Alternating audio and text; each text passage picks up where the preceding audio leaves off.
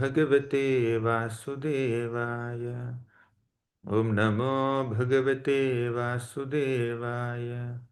ओम अज्ञानतिमिरान्धस्य ज्ञानाञ्जनशलाकया चक्षुरुन्मिलितं येन तस्मै श्रीगुरवे नमः। नमः ओं विष्णुपादाय कृष्णप्रेष्ठाय भूतले श्रीमते भक्तिवेदान्तस्वामिन् इति नामिने। नमस्ते सारस्वती देवे गौरवाणी प्रचारिणे निर्विशेषा शून्यवादी पाश्चात्यदेशतारिणे। जय श्री कृष्ण चैतन्य प्रभो नित्यानंद श्री अद्वैत गदाधर श्रीवासादि गौर भक्तवृंद। हरे कृष्ण कृष्ण कृष्ण हरे हरे, हरे Ram Ram Ram Hare Hare. Hare Krishna.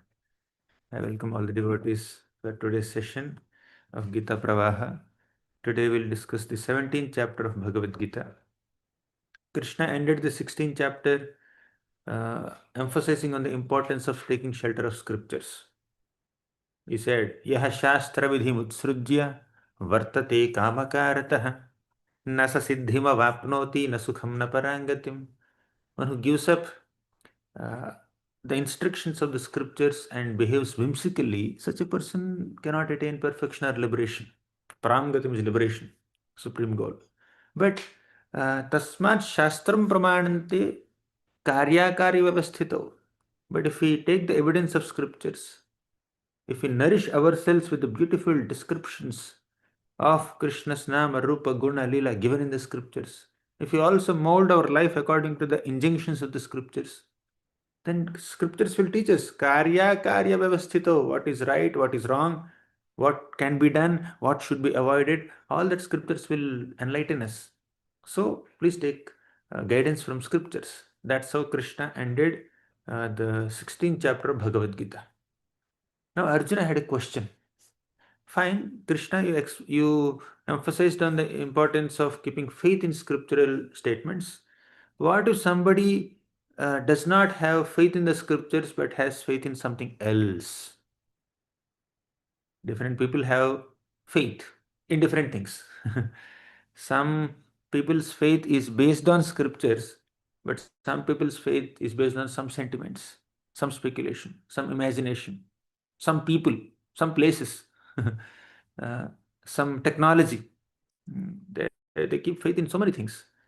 If it does not have alignment with scripture, what kind of faith is that?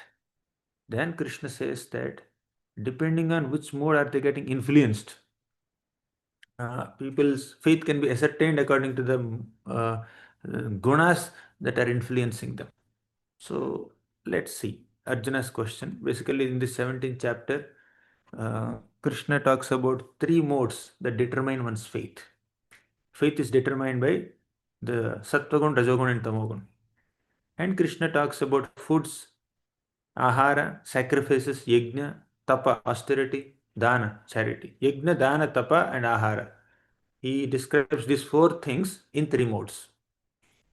Means food in three modes, sacrifices in three modes, austerities in three modes, charity in three modes. And finally, he says, perform all your activities with faith in Krishna. This whole chapter is Shraddha. Shraddha is the title of this chapter. Now let's see Arjuna's question. First shloka. Arjuna uvacha ye shastra vidhimutsrujya yajante shraddhayanvitaha tesham nishtha tu ka Krishna sattvam ahorajastamaha. So Arjuna says, ye shastra vidhim utsrujya. What if somebody gives up shastric injunctions, and yajante shraddhayanvitaha, and they perform some kind of worship with great faith, but it's not scriptural. Tesham nishtha tu ka Krishna. What kind of nishtha is that? Is it sattva nishtha or rajas or tamas? Which more they belong to? So, in the last two shlokas of the previous chapter, Krishna spoke about faith in scriptures.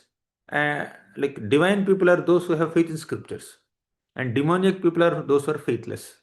Right? Ashraddha is a symptom of demoniac nature, and Shraddha in Shastra is a symptom of divine nature. So these are two categories that he said, divine and demoniac natures. Daiva and Asura. So scriptural faith and faithlessness.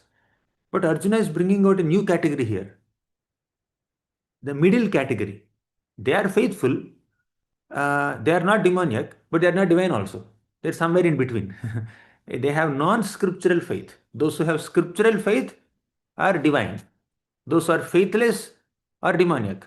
But what if somebody is faithful towards something else other than scriptures? They have faith. Are they divine? Are demoniac? Are they sattvic, rajasic, or tamasic? What exactly are they? Then Krishna answers this question. He says, second shloka. Yeah. Shri Bhagavan त्रिविधा भवति श्रद्धा देहिनां सा स्वभावज सात्विकी राजसी चैव तामसी चेति तां शृणु त्रिविधा भवति श्रद्धा. Shraddha is of three types, and that Shraddha is born out of Swabhavaja. Swabhava means one's nature, one's proclivities, the kind of nature one has acquired by associating with material nature for a long time or for several lifetimes, right? So, like somebody has been associating with this material nature and has acquired certain kind of impressions, previous impressions, and also some habits, some value systems, some inclinations, some desires, some proclivities. So, all these are swabhava, and that swabhava decides one shraddha, right? Or shraddha arises from swabhava, right? Shraddha is faith. So depending on the kind of upbringing and the impressions they are carrying, they develop some kind of faith, right? So thus one's faith can be in goodness or passion or ignorance. So Krishna says, Satviki Rajasi Chaiva Tamasi Chititam Srunu. Some have Satvik Shraddha, some have Rajasic Shraddha, some have Tamasic Shraddha. So, how do we understand it further? Sattvanurupa sarvasya shraddha bhavati bharata shraddha mayoyam purusho yo yad shraddha sa eva saha. One's particular faith also is evolved over a period of time. One's faith evolves, like according to how one is conducting oneself according to the influence of modes, one's faith becomes evolved. In short, you associate with devotees, you hear from them, you chant Hare Krishna slowly. You may not have so much faith. You keep some little faith in an advice given by some devotee, and then you begin chanting Hare Krishna, Hare Krishna, Hare Krishna, maybe a few mantras in a day. Eventually, one round in a day. Slowly, 4 rounds in a day. Eventually, 16 rounds in a day. Slowly, that faith is increasing, expanding. So, that is like faith. You have kept a grain of faith in the word of a devotee, and because of the word of that Vaishnava, your faith, the spark of faith is fanned. Eventually, just that faith grows. But somebody keeps some faith in a drunkard. He says, "This drink is very good. Please drink one sip." What do they call? One peg, right? So you just drink this much. This 50 ml you drink, 100 ml you drink. So they begin from there. Then slowly, gradually, they'll become drunkards. So they have faith that by drinking, I will get some maja, I will get some ecstasy. So that's their faith. Similarly, some people will associate with, say, like some technological people. You learn this technology, right? You will flourish in your career, right? They may keep some faith there, and they go in that direction, right? So, and some people can keep faith simultaneously in multiple things, right? But the point is, for surviving in this material world, you may keep faith in some material things here, and you may flourish there, you may earn your livelihood. But there's something called spiritual life also. There we need to keep faith in the scriptures. To advance in spiritual life, we need to keep faith in scriptures and gurus and sadhus. Guru, sadhu, shastra. So when Shraddha is there in Guru, Sadhu, Shastra, there is advancement in spiritual life. Bona fide Guru, bona fide Sadhus, bona fide Shastras. Sometimes Shastra, in the name of Shastra, people imagine anything. In the name of Sadhu, they concoct any kind of philosophy. So we need Guru, Sadhu, Shastra who are bona fide, right? Authorized, who are coming in parampara. So when somebody keeps faith in this Guru, Sadhu, Shastra, they advance in spiritual life. But people keep faith in many other things also. To survive in this world, you may have to keep faith in, okay, this technology, this and that, but it's not just survival. People just dedicate their lives to that. Mm. They dedicate their life. For them, for some people, movie is their faith. I live for movie, I die for movie. Making movies is my life and soul. Like there were some people, I die for this cause. They have some cause. It could be what to say, inventing something, discovering something, bringing out some technology. Okay, let this humanity be saved by using this technology. People just dedicate their faith completely in that, right? It all depends on how much are they influenced by different modes. They have their own sentiments, they have their own faith, they have their own belief systems. So Krishna is going to speak. Modes determine one's faith. Let's begin. Uh, Krishna talks about, once again, yeah, in the fourth sloka, Krishna says, Yajante satvika devan yaksha rakshamsi rajasaha pretan bhutaganamsyanye yajante tamasa janaha. Those who are in Satvaguna, they keep faith in devatas, different devatas. And those who are in Rajoguna, they keep faith in Yaksha Rakshamsi, Yakshas and Rakshasas. Then those who are in Tamogun, they keep faith in Bhutaganam, Pretan Bhutaganaschanye, means ghosts and hobgoblins and also witches, black arts, they keep faith there. So this is worship in different modes. So even worship can be in three different modes. When you're in mode of goodness, you worship devatas. When you are in mode of passion, you worship some rakshasas.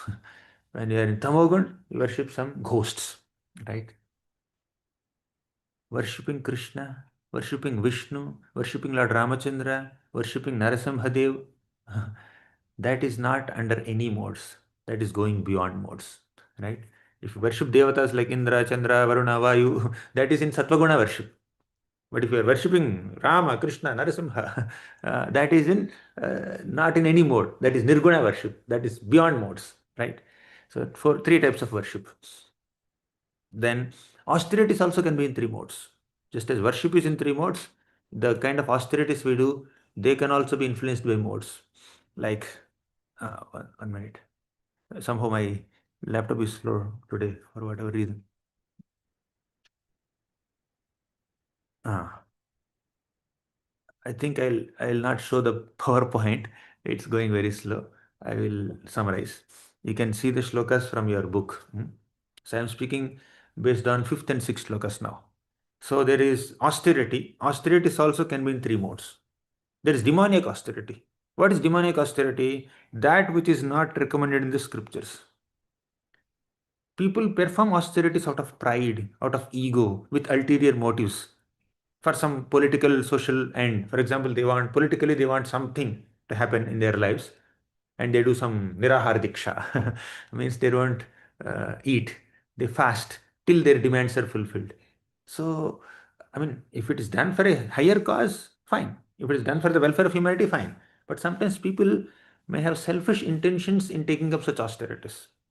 It's impelled by lust, attachment, power, desire for power and strength and influence, control.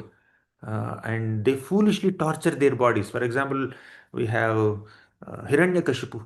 He did austerities. I think Vaishnavas cannot do that much austerity. So much determination. He was standing on his toes and raising his hands high and then looking upward. Not for 1 minute. Even when somebody is doing yoga, to do like that even for 1 minute also is difficult for them. But Hiranyakashipu is doing like that for years and decades and centuries probably. I forgot the number of years. He was doing like that. And half of his body is eaten by termites and ants. He is barely maintaining his life hairs within his ribcage only. That's how uh, he was doing austerity, intense austerity, torturing his body. That is demoniac austerity. So sometimes austerities are done by demons also, or those who have demonic intentions also, but that austerities are not very much appreciated. Even yajna, dana, tapa, our foods can be in three modes, our sacrifices can be in three modes, and our austerities can be in three modes, and our sacrifices can be in three modes. So Krishna talks about them one by one. First he begins with foods, because food is the basic thing to survive. So foods in three modes. Eighth shloka he says. Food in sattva guna. Ayuhu sattva balarogya sukha priti vivardhanaha rasyaha snigdhaha sthira hridya aharaha sattvika priyaha. Ayu means lifespan. Sattva. Sattva means purity. Bala, strength. Arogya, health. Sukha, happiness. Preeti, satisfaction. Vivardhana means when all these things increase by eating food, that kind of food is in Sattvagun. So when the foods are juicy, fatty, wholesome, pleasing to the heart, freshly made, and they increase your lifespan, your health, your purity, your strength, such foods are in mode of goodness. Such foods are in Sattvagun. Hmm. And what are foods in Rajogun? Krishna talks about them in ninth chapter.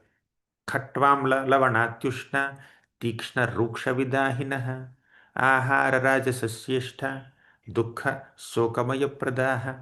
Means foods that are very bitter, very sour, very hot, salty, pungent, dry, burning sensation, too much of spice, mirchi. That's like food in mode of passion. While eating, some people may get a lot of ecstasy while eating that, but later they will only spoil one's health, degrade one's health, that will cause disease and lamentation. Then food in mode of ignorance, that is tamogani food. Yata yamam gatarasam puti paryushitam chayat uchishtam api chamedhyam bhojanam tamasapriyam. So yata yamam gatarasam means foods which are very stale, tasteless, bad smelling, decomposed. Sometimes food is made out of dead bodies. Like many times, sometimes people may think that, yes, I'm just eating this flesh. This is fine. This is nicely processed, nicely cooked in hygienic conditions. But what is the basic ingredient? What is that flesh? It is just the dead body of an animal or a bird. So how can a dead body give any taste? They process it in a certain way. They put some masala, this and that, and somehow they're bringing some taste. And also, okay, fine. Dead bodies also can be food. For whom? For other animals, not necessarily for human beings. Or human beings who are in Rajogun can enjoy them. Human beings who are in Sattvagun, human beings who are spiritually inclined cannot enjoy such foods. Right? So that is Tamoguni food. Yata yamam gatarasam puti paryushitam chayat. Uchishtam api chamedhyam. Uchishta means uh, like uchishta is remnants. Like sometimes you see in some colleges and all, they take one cool drink. 4 or 5 boys drink that cool drink. Right? They take one sip and pass to the next boy, and he will take one sip and he will pass to the next boy. So like it's all very tamogani kind of habits, right? So when people are not having basic cleanliness, that is tamogana food. Next shloka. It's moving slow. Fine. Sacrifices in three modes. Sattva sacrifice. Yajna in Sattva is performed according to scriptures. Not concocted, but according to scriptures. This kind of yajna is prescribed in the Shastras. And people also perform it dutifully, with a sense of responsibility, and without any desire for material benefits. That kind of sacrifice is sacrifice in mode of goodness. See, in all these items that we are discussing today, foods in three modes, sacrifices in three modes, austerity in three modes, speech in three modes, please understand there is a possibility of transcending the modes. For example, we discussed foods in three modes, but there is food beyond the three modes also. What is that food? Prasadam, Krishna Prasadam.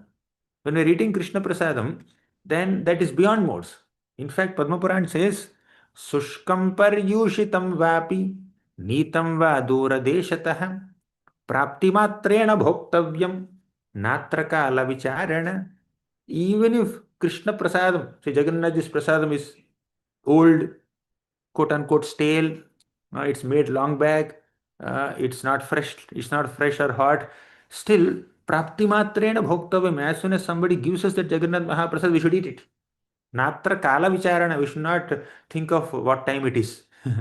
So, because prasadam means that which is relished by Krishna, that food which is mixed with the saliva of Krishna, that has purifying effect on our consciousness, right?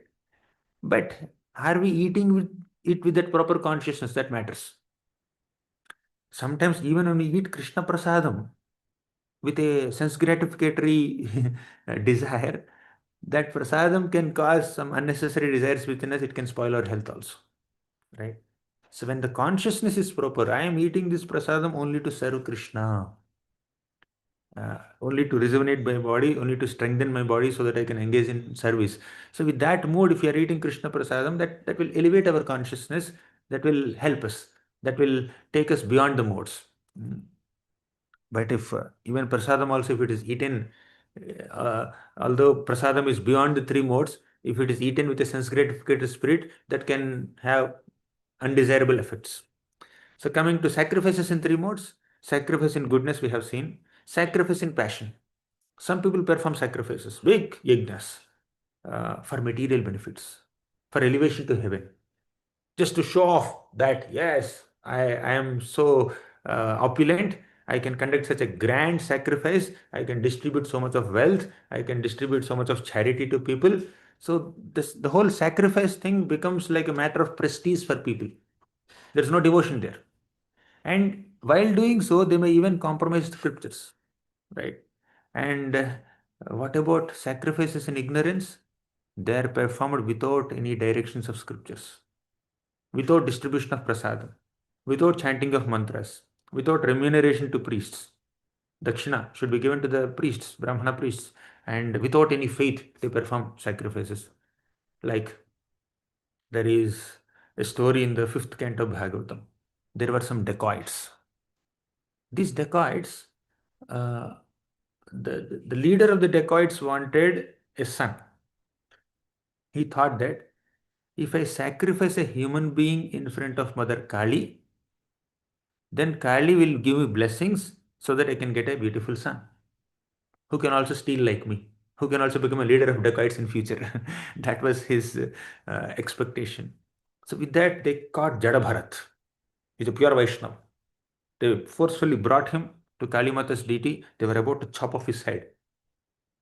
But Kali Mata's deity broke open. She jumped off the altar. She started beheading all these dacoits, her devotees who have been worshipping her. She beheaded all the dacoits and played football with those heads and gave the blood of these dacoits to the pishachis and other witches around her. Right? So even Kali Mata is not appreciating that kind of worship. So Bhagavatam says that they concocted some kind of worship or some sacrifice which is swavidhana. Vidhana means a process. Swavidhana means a process that is concocted on our own mental speculation. It's not scriptural. It's not right. Um, then austerities. So we completed 13 shlokas. 14th shloka onwards, Krishna talks about austerities in three modes. Austerity means tapa. Tapa means to accept inconvenience upon oneself voluntarily for a higher purpose. Voluntarily accepting some inconvenience upon ourselves for a higher purpose. That is called austerity. So, this austerity also can be done in three modes. Deva Dvija Guru Prajna Pujanam Sauchamarjavam Brahmacharyam Ahimsa cha Shariram Tapa Uchyate. Offering worship and offering respects to Deva, God, Dvija, Brahmanas, Guru. Prajna means intelligent people, superiors, and parents, offering obeisances to them. For that, you need to bow down, right? That's an austerity, physical austerity. So bowing down, offering prostrate dandadas and getting up, it takes some effort. That's a good austerity. Austerity in mode of goodness.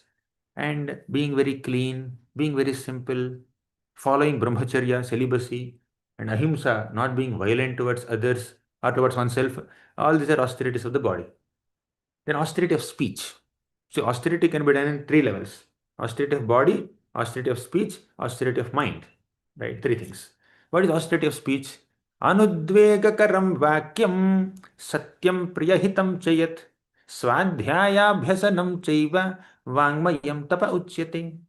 Anudvegakaram vakyam means our vakyam, our statements, our words should not cause udvega to others, should not agitate others. Non-agitating speech. Now you may say, why Krishna is saying this in the 17th chapter here? Anudvegakaram vakyam. What are the first words Krishna ever spoke in the Bhagavad Gita? In the second chapter. Klaibyam masmagamaha partha naitatvai upapadyate kshudram hritaya dorbalyam tyaktotishta parintapa. He said, give up this petty weakness of heart, its impotency. Arjuna, get up and fight. So Arjuna was chastised by Krishna. He spoke udvegakaram vakyam. Krishna spoke very agitatingly in front of Arjuna, isn't it? Why such agitation? If Krishna was speaking in a way that agitates Arjuna in the beginning of Bhagavad Gita, why at the end of Bhagavad Gita Krishna is saying that we should be anudvegakaram vakyam?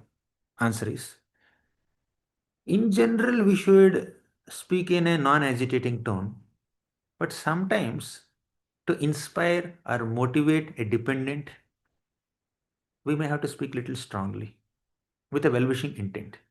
Krishna by default is the well-wisher of Arjuna and in fact all of us. So he has the authority to speak in a strong tone.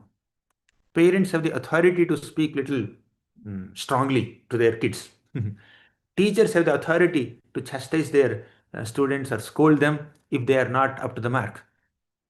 Because when they have well-wishing intent, if they are genuine well-wishers, that well-wishing nature of this person gives them the authority to be little strong in their speech, to communicate a point, to discipline the child, to raise them properly, right? So we need to understand that in general, soft speech is good, but sometimes if it is required to speak little strongly, just to educate someone, just to communicate a point, then we may have to do that as a matter of service, not to push somebody, not to dominate somebody, not to overpower somebody. Sometimes when you speak little strongly, you are kind of overpowering other people. You are dominating them, you are suppressing them, you are oppressing them. But we should not speak strongly to oppress people or suppress people or dominate people. We may have to speak strongly in some contexts if it is very much required to make a point in front of someone who is not accepting it when it is spoken mildly, right? When mild communication doesn't work sometimes, therefore people become wild, right? But if you are becoming wild, not wild exactly, but little strong in your communication with a well-wishing intention, then you are not going against the principle spoken here. Anudvegakaram vakyam. Acharyas are saying this. A teacher may speak the truth for the instruction of his students, but he should not speak to those who are not his students. You can be little strong only in front of your dependents, only towards those people whom you are a well-wisher. We should not speak harshly to anybody on the street. You can speak little strongly in front of someone whom you are responsible for, right? That responsibility gives the authority to make your point strongly. Second, satyam priyahitam chayat. Satya means we should be truthful. Priyahitam means should be very pleasing, well-wishing, and beneficial. Then swadhyaya. Another part of austerity of speech is to study the Vedic scriptures. Vangmayam tapa uchyate. These are the austerities of speech. Then what about austerity of mind? Manaha prasadaha saumyatvam maunam atma vinigraha bhava samshuddhirityetat tapo manasamuchyate. Manaha prasadaha saumyatvam means being satisfied, being very simple, being non-duplicitous. Maunam, gravity, silence. Atma vinigraha, self-control. Bhava samshuddhir, having pure heart. Our emotions must be pure. So all these come under the umbrella of austerity of mind. So, austerities are of three types: body, speech, and mind. Body, mind, and words, BMW, right? And these three types of austerities can be in three modes again. So, what is austerity in goodness? That which is performed with divine faith. Austerity done without expecting any material benefits. Austerity is done for the sake of the Supreme. So such kind of austerities are austerities in Sattva. But what about austerity in passion or Rajogun? Austerity done out of pride, austerity done for respect, for honor, for worship of others. See, this person is so austere. They want praise by others. So then, if you are performing austerity to impress others and to get praise, that is austerity in Rajogun. And sometimes austerity is done out of foolishness, self torture. They unnecessarily fast torturing their body. Yes, fasting is good. If it is good for your, it may be good for your health. And sometimes, not sometimes, in spiritual context, why austerity of food or fasting is done? Fasting is upvas, right? Upa means near. Vasa means to reside. Upavasa means to reside very closely, to stay very closely. To whom? To Krishna.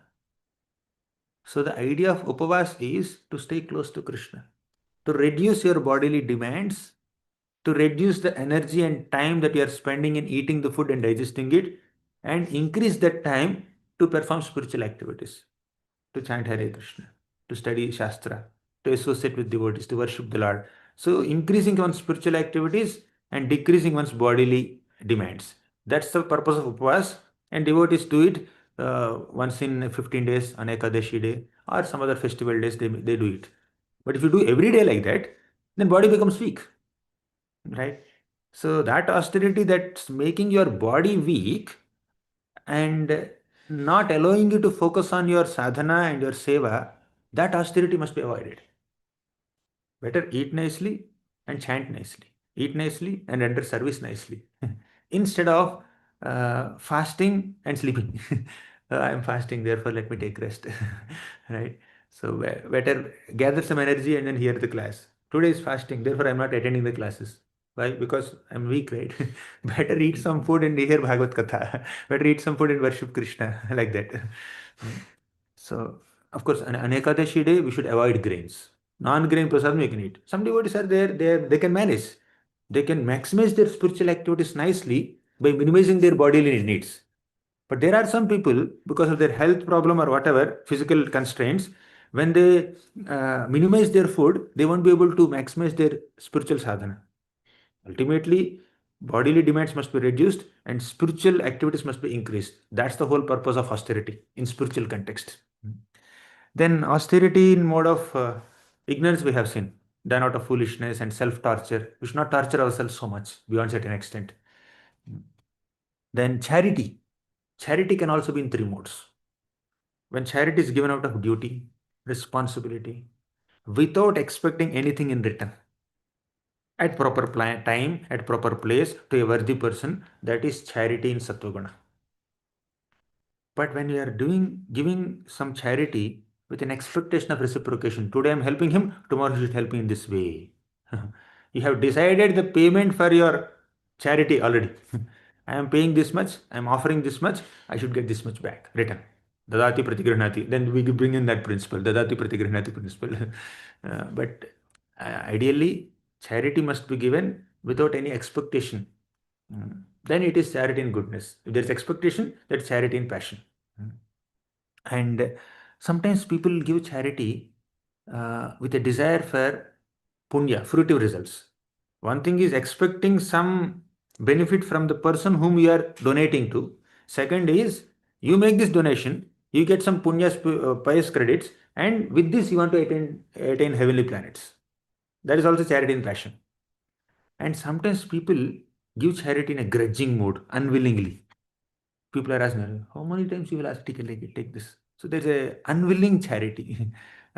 Charity given with some irritation, charity given out of neglect. That's in charity in lower modes. And sometimes people give charity with a competitive spirit. How much did he give? He gave 500 rupees. I'll give 600. Take. How much did he donate? 50,000. Oh, 50,000. His name is top in the list. I'll give 1 lakh. Put my name top. So there is no mood to contribute for the cause. There is a mood to defeat someone who has given charity. And there is charity in ignorance also. That is done in an impure place, at an improper time, to undeserving persons. without any courtesy. Like, for example, some drunkard comes. I don't have money to drink today. Can you give me some money? Just, oh, please. I'm very charitable. So you have given money to that person for a wrong cause, to a wrong person, at a wrong place, for a wrong activity. That is mode of ignorance, purely mode of ignorance. When you're contributing for a noble cause, that's Sattvaguni charity. When you're contributing for a very degrading thing, bad thing, in the name of being kind towards other person, that is charity in mode of ignorance. But charity given for the cause of service to the Supreme Lord, Krishna, then that kind of charity is not in any mode. It's beyond all modes, right? So far, we have seen foods in three modes, sacrifices in three modes, austerities in three modes, Yajna, Dana, Tapa, Yajna, Dana, Tapa. Yeah, we have seen all this. And foods also, Ahara. Ahara, Yajna, Dana, Tapa. So we have seen these four things in three modes. And many more are coming in the 18th chapter, next chapter. But to conclude the 17th chapter, Krishna says, Om Tat Sat. Om Tat Sat. These three words indicate the supreme absolute truth, Vishnu. And this Om Tat Sat, these three words are chanted by so many Brahmanas at the end of their sacrifices, right? So whether we are performing a sacrifice or giving charity or performing austerities, yajna, dana, tapa, whatever you are doing, you should do all of them to transcend the modes. Don't think that I am doing this activity in mode of goodness, that is great. It may be great, but there is greater than that also. You should do that activity to transcend the modes. And transcending the modes is possible when you dedicate whatever you are doing to the Supreme Lord by saying Om Tat Sat. Om is always chanted by someone who is performing Yajna, Dana, Tapa. And Tat. Tat means that is uttered by people who are aspiring for liberation. Sat means that indicates absolute truth, something which is Sat, pure, absolute truth. So Om Tat Sat. So one has to utter these words uh, to indicate that I am offering everything that I am doing to the Supreme Lord. So in that mode of dedication, Yat Karoshi, Yat Ashnasi, Yat Juhoshi, Dadasi, Yat Tapasyasi Kaunteya Tatkurshva Madarpanam. Krishna already said this in 9.27. Yat Karoshi, whatever you do, Yat Ashnasi, whatever you eat, Yat Juhoshi, Dadasiyat, whatever you offer in charity, Yat Tapasyasi, whatever tapa you do. So Krishna covered Yajna, Dana, Tapa, Ahara, all four in the previous chapter only. So whatever you do, when you do it for me, it is not an activity done under the influence of modes. It's an activity which is beyond modes, that takes you beyond the modes, beyond the material world, right? If we are not doing anything in that spirit, then it is asat. Ashraddhaya hutam dattam tapastaptam kritam chayat asad ityuchyate partha nachatat pretya no iha. So, ashraddhaya hutam dattam. Without shraddha, without faith in the scriptures, whether you do yajna or dana or tapa, that is useless, both in this life and in the next life. So, we should have faith, transcendental faith, faith in the Supreme Lord, faith in the scripture, faith in Guru, faith in Vaishnavas, faith in the whole spiritual path. So, that faith is the basic thing. Many times people say, first show me God, then I'll believe Him, then I'll keep faith in Him. Many times in this material world, we may keep faith in so many things. When you're purchasing a product, you keep some faith that, yeah, this will help me. You purchase a new bottle. You have faith that, yes, this bottle will keep the water hot. You might see some reviews on Amazon. Is it doing well or not? So you keep some faith in that review. You keep faith in the advertisement made by the person, and then take it. You have never touched it. You have never seen it. You have never experienced it. But you are keeping some faith in some sound vibration, in something that is said by somebody. Then once you get it in your hand and you start using it, after a few days, your faith will increase. After a few weeks, your faith will increase more. And it can decrease also if it is material things. But point is, somewhere we have to give some faith. Uh, we keep a lot of trust and faith and belief in so many material things. But when it comes to spirituality, why should we question? Why can't we keep faith? We say, first show me Krishna, then I'll start worshipping him. First you start worshipping him, then you can see him, definitely. So it's the other way around. We want sadhya first, we don't do sadhana. But Krishna, the process is first do sadhana, then you will get sadhya. Sadhya means the goal. You will get goal once follow the process.